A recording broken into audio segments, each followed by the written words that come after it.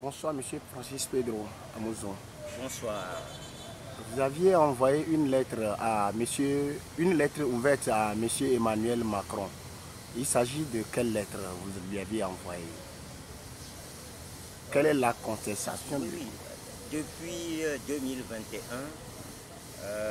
j'ai pris sur moi de saisir publiquement les décideurs du monde. J'ai commencé par saisir le chef de l'État du Togo sur la situation de notre pays. Et j'ai fait comprendre au chef de l'État que ce n'est pas bien. La situation de notre pays, la crise lancinante dans laquelle nous sommes. Et que c'est lui le chef de l'État. Et c'est lui qui doit tout faire pour que ce pays puisse se retrouver sur ses deux pieds. Après le chef de l'État togolais, en tout cas, j'ai écrit une lettre au secrétaire général des Nations Unies. Et j'ai fait savoir au secrétaire des Nations Unies que moi, Togolais, j'ai l'impression que les Nations Unies ont abandonné notre pays. Parce que notre pays était confié à la SDN, la Société des Nations. Et la Société des Nations, l'ONU a repris les fonctions de la SDN. Le Togo étant sous l'emprise des Nations Unies, les Nations Unies ont confié notre pays à la tutelle de la France.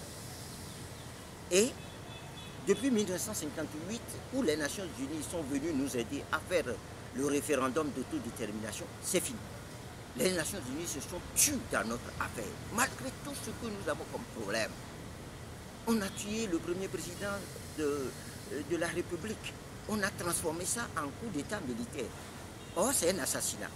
Les Nations Unies n'ont rien dit. Alors, et jusqu'à présent, nous sommes sur un régime qui dure 60 ans. Et ce régime continue pas à nous enfoncer dans la mine. Les Nations Unies le disent bien. J'ai saisi le secrétaire général des Nations Unies. J'ai encore saisi une deuxième fois le secrétaire général des Nations Unies. Et je m'étonnais dans cette lettre ouverte que depuis que je l'ai saisi, eh ben, rien. Ils n'ont rien fait. Et le Togo s'est lancé encore dans la préparation des élections. Et je ne doute pas que les observateurs des Nations Unies viendraient ici pour dire, en dehors de quelques incidents mineurs, que le scrutin était bon. J'ai parlé du découpage électoral, j'ai parlé du recensement. J'ai également écrit une lettre ouverte au président américain, M. Joe Biden, au moment où les Américains, ou bien l'Amérique, les États-Unis, voulaient organiser un sommet États-Unis-Afrique. Je me suis étonné que les États-Unis, eux non plus, ne s'intéressent pas à notre pays ou bien font des affaires dans notre pays, c'est tout. Alors, j'ai continué et hier, j'ai dû écrire une lettre ouverte à M. Macron. Et j'ai mis le doigt là où ça fait mal le plus. J'ai dit dans cette lettre-là que l'assassinat du premier président, si on peut considérer que c'est une main togolaise qui a lâchement tiré et tué le président, eh bien, il n'en demeure pas moins que derrière cette action, l'intelligence qui a conduit à cette action, cette intelligence-là est française. Et que je demandais à la France qu'elle a le devoir moral de faire en sorte que la crise que vit le Togo, que cette crise-là, elle puisse nous aider à régler cette crise-là en ne soutenant plus un régime dictatorial qui nous embastille tout le temps. On ne peut pas faire des élections propres dans ce pays. On annonce des résultats truqués. Et bon, les Français, les autres puissances là, Non, il s'en accommode. Moi, je ne suis plus prêt à faire les choses. J'ai dit dans cette lettre que je mesure très bien les risques que j'encours. Parce que ce n'est pas facile de saisir les sommités du monde et ne pas encourir. Je sais que dans mon pays, les gens vont voir ça d'un mauvais œil. Mais moi, je m'en fous. Je suis citoyen togolais. Je veux le bien pour mon pays et le bien pour tout le monde, sans exception. Donc, je fais ma part en tant que citoyen. C'est l'objet de mes lettres ouvertes que j'écris à des sommités du monde. Et je ne crois pas m'arrêter à M. Emmanuel Macron seul. Je vais continuer tant que mes idées m'amèneront à le faire. Je le fais pour mon pays. Je n'entends pas tirer un profit. Non, le profit que j'entends tirer, c'est que ce pays se retrouve et que les Togolais, du nord au sud, de l'est à l'ouest, se reconnaissent vraiment frères et sœurs et qu'ils soient capables d'amour au lieu de la haine. C'est mon esprit. Je suis dans cet esprit-là et je m'en fous de ce qui peut m'arriver après. Tant que c'est pour mon pays, je ne cesserai jamais. Tant que j'aurai la force de le faire, je continuerai par le faire. Monsieur Pedro, vous envoyez ces lettres à ces sommités du monde. Est-ce qu'ils reçoivent ces lettres que vous leur avez envoyées? Au fait, la question que vous me posez, beaucoup de gens me l'ont déjà posée. Vous me dites, est-ce que vous leur envoyez directement la lettre? Je peux dire que j'ai essayé d'envoyer une lettre directe, surtout au président des États-Unis. Je n'ai pas eu de réponse, mais moi, je sais que le monde aujourd'hui est devenu un village planétaire et tout ce qui se trouve sur les réseaux sociaux, tout le monde peut l'avoir.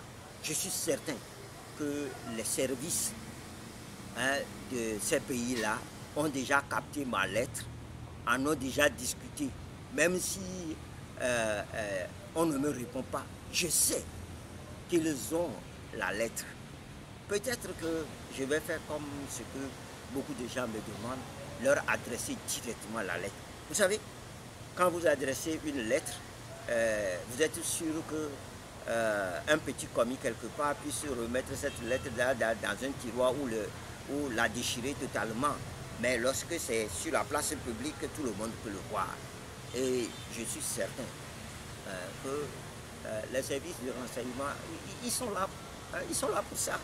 Ils vont transmettre. Même si je n'ai pas de réponse, je sais que ces sommités-là ont déjà eu mes lettres. Et celle de Macron, c'est pas trop tard? Vous n'aviez pas envoyé tant que M. Macron recevait le président Faure Gnassingbé? Vous savez, quand vous êtes dans l'action, vous pensez pour votre pays, vous ne faites pas les choses pour dire « Ah, voici le moment ». Non, tous les moments sont bons. Tous les moments sont bons pour le faire. J'ai cru que l'entrevue du chef de l'État togolais avec le président français, peut-être que ça peut amener quelque chose. Hein? Je suis naïf, hein, je pense comme ça, et je sais, bon, disons que je ne suis pas naïf, je sais qu'à ces rencontres-là, ce n'est pas le peuple togolais qui est mis devant, mais ce sont des relations, bon, je le sais. Mais j'ai voulu voir les images, j'ai voulu voir s'il y a quelque chose derrière. Mais 2 semaines après, quand je n'ai eu, je sens que non, c'était un passage pour montrer que, vous savez, quand on a des élections en Afrique et surtout au Togo et qu'on sort de l'Élysée, on a la force pour continuer par faire des hold-up électoraux. Voilà. Comment vous avez eu l'information qu'il y a un Togolais qui était aussi devant l'hôtel où M. Faure Gnassingbé était logé, qui a crié sur les policiers, gendarmes ou autres là? Écoutez, je ne fais pas dans le spectacle. Hein. Je n'aime pas le spectacle. Libre cours à un Togolais de faire ce qu'il veut. Mais moi, je ne fais pas de spectacle. Je suis dans l'action pragmatique. Je regarde le peuple togolais dont j'en fais partie. Je regarde ce pays-là et je me dis, il faut savoir faire les choses. Ce n'est pas en faisant du spectacle qu'on change quelque chose.